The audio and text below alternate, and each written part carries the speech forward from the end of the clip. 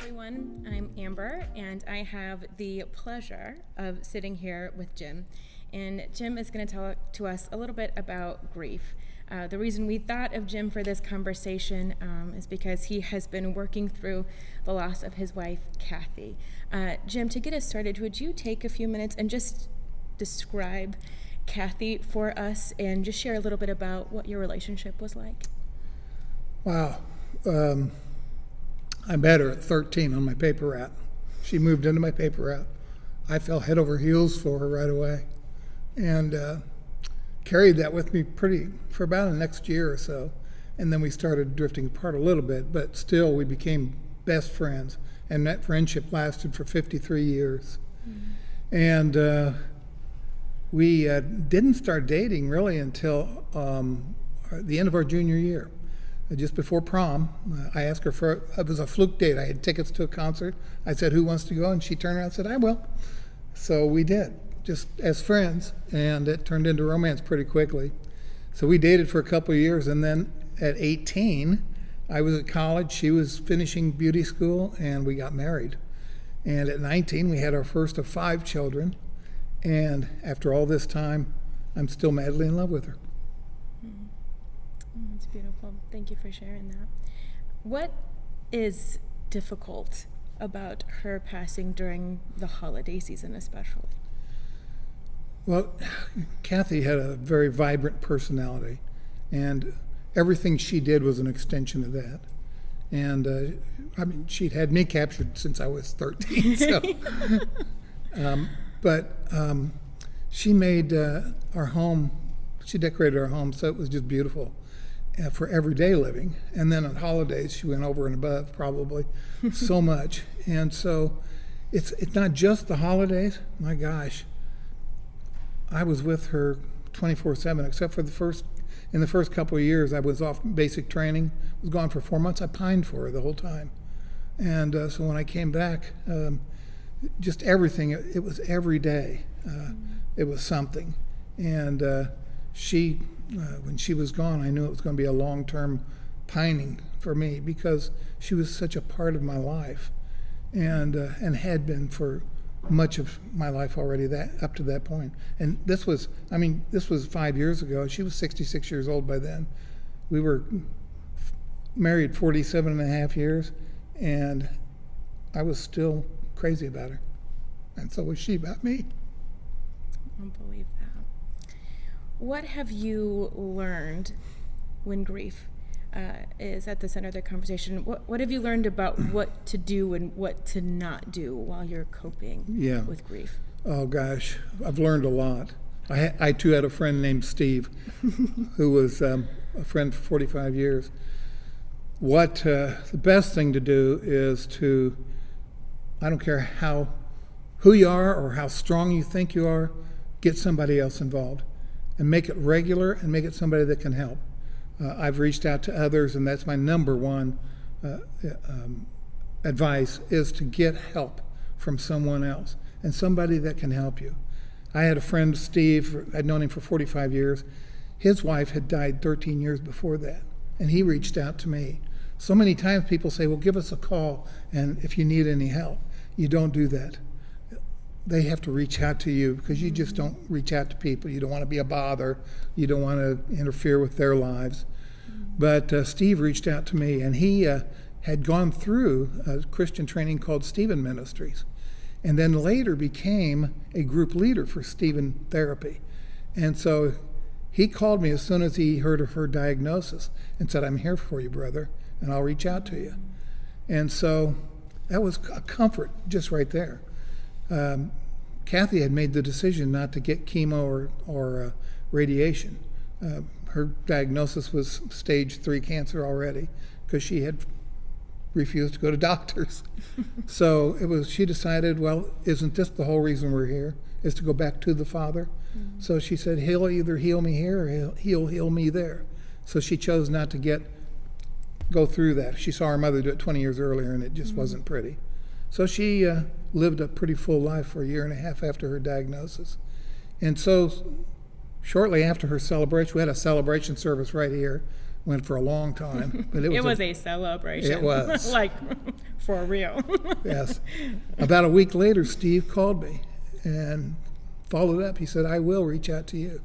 And he offered to put me through the 6-week series of therapy that he does with groups. Only he'd do it one-on-one. He lived in Beech Grove. So I drove down to Beech Grove for about the next 2 to 3 months. And we would sit at his house for a couple hours, just talk about the materials, which were just wonderful for me. And then we'd go to lunch. We'd talk for another couple hours.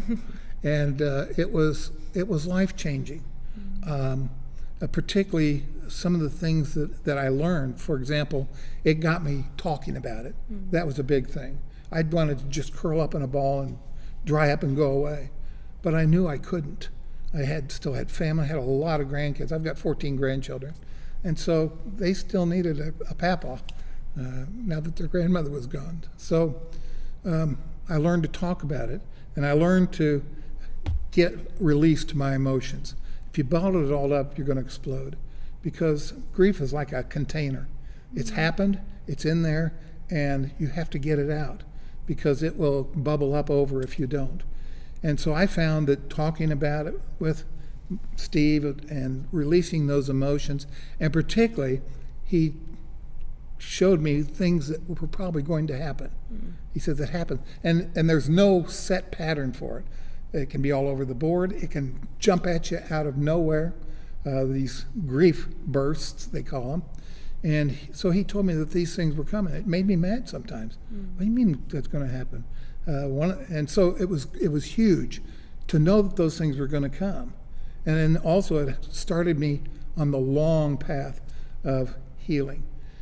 You never really get over grief. I mean, it's like Russ had said, it's a wound. It starts as an open wound, and slowly over time it heals, but you never get rid of the grief totally. Yeah. And so mourning is a part of healing that grief, talking about the person you love that you've lost, reaching out to other people and talking to them, and getting joy of helping other people that are going through the same thing. That was a big thing. But the huge thing for me was what to expect. Not when to expect it, but what to expect. One example, Steve told me, he says, you'll probably have people that will start backing away from you over time. Some may even say you need to get over your grief. And that was very hurtful. It did happen to me. I thought, nobody's going to be that crass. Sure. They were. But he helped me understand what they were going through. It was my grief, and they were getting tired of it. And even though that sounds selfish, I understand. It wasn't their problem. It was my problem. Sure. And it was something that I was willing to work through. They didn't need to stay. So it was okay for me to let them go. Don't cling on to them and be upset about it. Let them go. They may come back. They may never come back. I've had both instances happen. So the person, you really never get over grief, but you learn how to live with it. And that's an important thing. And when I said that it was huge knowing what to expect, a lot of those things came true. I didn't want to hear them, but he stuck with it, and he says, you've got to hear this. Yeah. And when they came true, I knew I wasn't going crazy. I didn't drop into hopelessness. I went, oh, this is part of the grieving process, even though I didn't want to face it. Yeah. Well, it's nice to have somebody that you can trust, that can validate some of those feelings for you. Can you share with us how Jesus has impacted your journey with grief? I know that's a complex question. If it hadn't been for Jesus, I might not be here today. I don't know. I could have slipped into hopelessness and depression, and I felt like I was going crazy. And there were times when I thought I was going crazy, but having Jesus in my life, I knew that because Jesus had died and rose from the dead, I was going to too. Yeah. And Paul talked about that, and if you don't mind, I want to read a passage from Thessalonians, which gave me great encouragement. Dear brothers and sisters, 1 Thessalonians 4. Dear brothers and sisters, we want you to know what will happen to believers who have died, so you will not grieve like people who have no hope.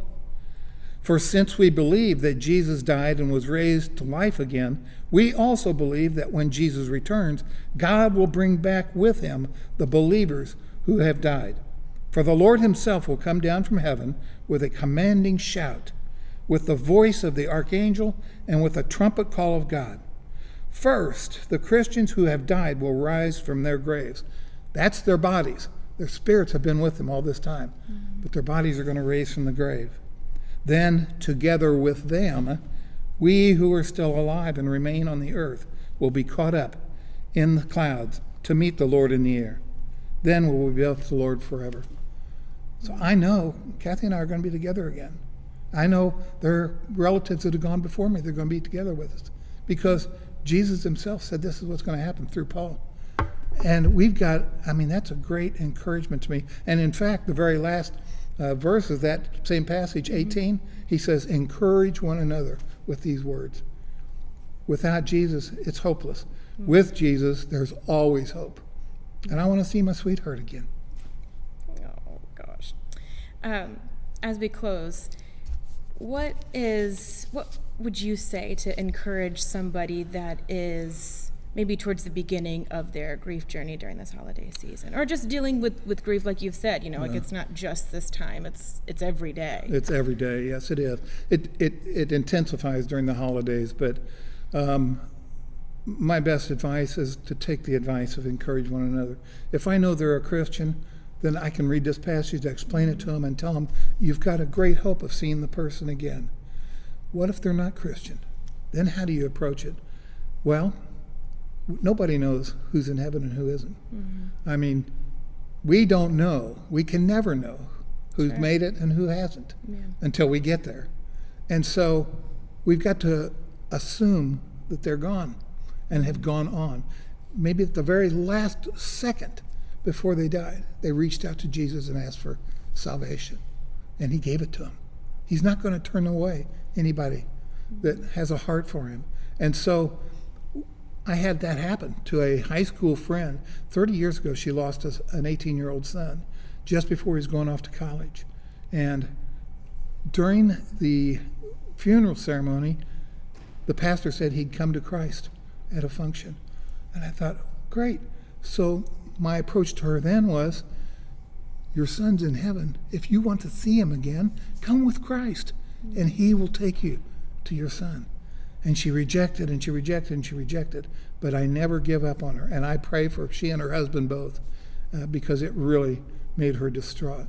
So the best advice that we can use is just assume they're there and lead them. Lead them. Whatever you can do to go. That's the best way to get over the grief. That's the best way to see the healing up inside. But there'll always be a scar. Well, thank you so much for sharing with us, Jim. It's so special to hear you talk about Kathy and to be vulnerable in this space and to invite people into that journey is vulnerable and precious. So thank you for allowing us to see just a little bit of a glimpse of that. If you guys have a question for Jim, please make sure that you text in that question. He'll be joining us at the end for the panel, and hopefully he'll have an opportunity to answer that question for you. Thank you, Jim. Thank you.